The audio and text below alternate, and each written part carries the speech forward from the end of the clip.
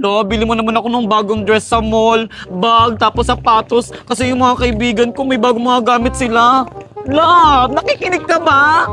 Kanina pa ako dito nagsasalita, hindi mo ba ako naririnig? Ano ba kasi ang ginagawa mo? Ay, sorry Valerie. Naglalaro kasi ako ng Dream Factory dito sa WePlay. Nandito yung mga binebentang damit, kung tapos maghihintay sila dito guys. Kasi ito yung mga customer natin guys, yung mga lumalapit yan guys.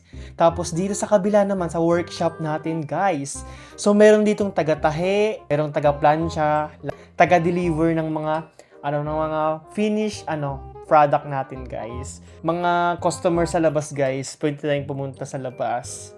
Outside store natin guys. Pag may pumasok na booth, i-click lang natin yan guys. Papasok na yung mga customer natin guys. Tingnan nyo. Oh, diba? Ayan na. Nagsidagsaan sila guys. So marami tayong mabebenta ng mga damit. Clothes guys. Let's go.